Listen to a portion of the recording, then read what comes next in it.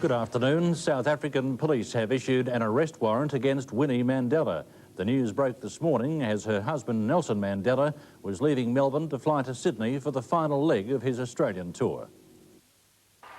The champion of the black cause received a tumultuous welcome from 6,000 people at Melbourne's Sports and Entertainment Centre last night. After a multicultural concert kicked off by Macedonian dancers, Nelson Mandela thanked Australians for their unyielding support of the black struggle. We will not be diverted from the path of freedom. We salute you. We thank you. We love you.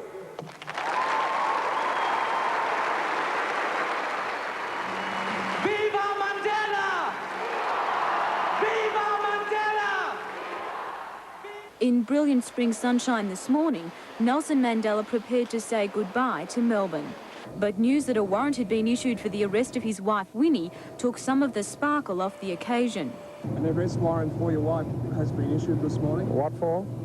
I'm not aware of that.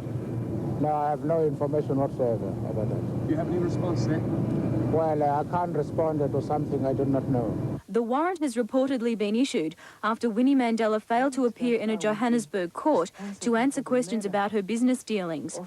Questions about that and whether Nelson Mandela will make a last-minute visit to an Aboriginal settlement remain unanswered. As he took off from Melbourne today, the more pressing problems at home overshadowed the warmth of the international spotlight. After nearly 2 months in the Gulf, Australian sailors on the frigates Adelaide and Darwin are coming home. The ships have been part of the naval blockade enforcing UN sanctions imposed after Iraq invaded Kuwait. The frigates will be relieved by the guided missile destroyer Brisbane and the guided missile frigate Sydney, which will leave Sydney on November 12. The third vessel in the task force, the supply ship Success, will remain until the arrival of her replacement in late January. Meanwhile, a senior Australian Foreign Affairs official says there's no sign of an early release for the 32 Australians being held in Iraq and Kuwait. Rick Smith says he's had long talks in Baghdad, but there's no reason to think anything will come of his pleas. 8 men are to face court in Northern Ireland over the IRA bombing of 3 British Army posts. In each incident, men whose families were held hostage were forced to drive explosive-packed vehicles into the Army checkpoints. The checkpoint in Derry was devastated by the explosion. The size of the bomb and the force of the blast gave the soldiers in the post no chance. 5 of them were killed. They were all from northwest England. A 6th body's been found there, and while it's still not been confirmed, it's feared that it's that of Patsy Gillespie, the man forced to drive the device to the checkpoint. The IRA's been accused of using the drivers as human bombs.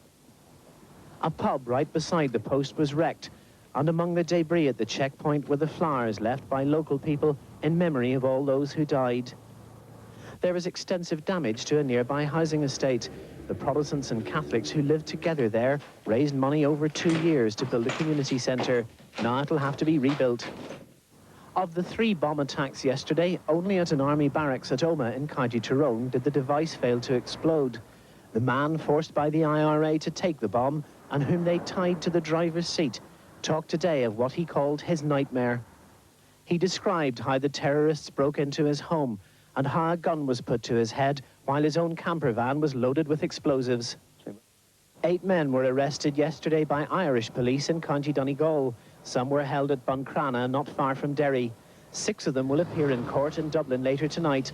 They'll face charges under the Irish Republic's anti-terrorist laws. Boxing, and there's a new world heavyweight champion. Challenger Evander Holyfield knocked out champion James Buster Douglas in the 3rd round of their scheduled 12-round fight in Las Vegas early this afternoon. Douglas had only held the title for 8 months after winning it from Mike Tyson. Now the weather for the northwest coast, fine and mild this afternoon, a few showers likely overnight, some rain developing during tomorrow, moderate to fresh northwesterly winds. And the outlook for Launceston, fine and mild to warm this afternoon with cloudy periods, a shower or 2 likely overnight and some rain developing during tomorrow. That's all in the afternoon update. Garth Smith with you tonight for the main bulletin at 6:30. Next week on Today, working out with Merv Hughes and 50 years of Disney's Fantasia. Today, the best in breakfast television. I'm Warren Von Bibra, and I'm inviting you to join me tonight for fantastic deals and some great movies. He's been the best farmer, the best pool player, and now... Who's the best pilot? He's out to be the best pilot. Top Gun, top deals. The best at everything. I don't normally invite students to my house. Tom Cruise, Kelly McGillis, Top Gun. They go anywhere, anytime. The Dogs of War. The Ring-a-Ding-a-Deal Show. It starts at 9:30 right here on Southern Cross. Be watching. See Tom Cruise, Brian Brown, and Elizabeth Shue. Let's do it. And you're mixing with the hottest stars of the 90s in the premiere smash hit, Cocktail. And you can see the colour of their panties, and you know you've got talent. I think I can handle it.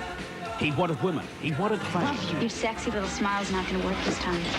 But he never expected to fall in love. $10,000. Is that all your daughter's worth? Throw this bum out of here! Sunday, Southern Cross brings you the stars in the sensation that is Cocktail.